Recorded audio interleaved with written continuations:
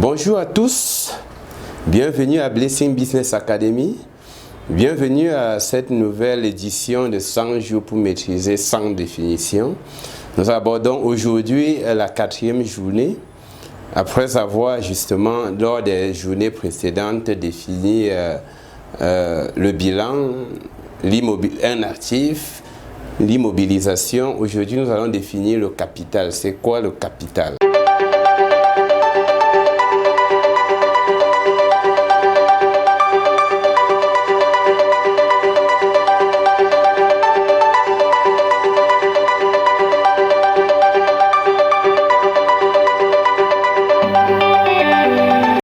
Bonjour à tous, bienvenue à Blessing Business Academy, bienvenue à cette nouvelle édition de 100 jours pour maîtriser 100 définitions. Nous abordons aujourd'hui la 4e journée, après avoir justement lors des journées précédentes défini le bilan, un actif, l'immobilisation. Aujourd'hui nous allons définir le capital. C'est quoi le capital? Le capital ici ne fait pas référence à la capitale politique d'un pays, mais il s'agit du capital de l'entreprise, si vous voulez. Alors, le capital est la somme des valeurs nominales des parts sociales.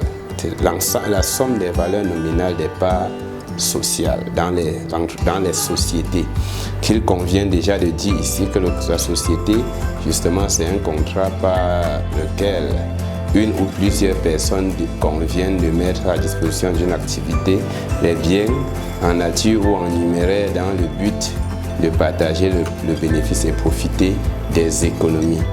Et chaque personne qui entre dans la société achète ce qu'on appelle des parts ou des actions en fonction de la forme juridique de la société, et la somme des valeurs nominales de l'ensemble des parts constitue le capital. Cela suppose que si la valeur nominale est de 10 millions et qu'on a 1000 parts, ça va nous donner exactement 10 millions de capital. Justement, lorsqu'on aborde cela comme ça, ça me permet de dire qu'en réalité, dans les entreprises de personnes, il n'y a pas le capital. Parce qu'il n'y a pas une différence entre la propriété, c'est-à-dire les biens, n'est-ce pas, liés à l'activité, et les biens, justement, du promoteur. Les sociétés de personnes, comme les établissements tel, n'ont pas de capital. Et lorsqu'elles fonctionnent et qu'elles tiennent une comptabilité, elles ont plutôt un compte de l'exploitant. Bien que dans les principes comptables OHADA retenus à Brazzaville en janvier 2017 et entré en vigueur dès janvier 2018, il y a le postulat de l'entité qui précise clairement que les biens de l'entreprise doivent être distincts des biens des promoteurs, et que chaque personne physique qui lance ou encore qui commence une activité doit préciser clairement la quote-part de ses biens attachés ou encore attribués à cette activité. Mais justement, dans la réalité, cela ne se fait pas.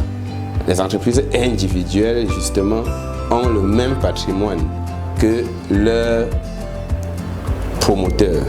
Donc on parlera beaucoup plus du capital. Le capital a un sens dans les sociétés, c'est-à-dire les SA, les SNC, les SAS, les SA.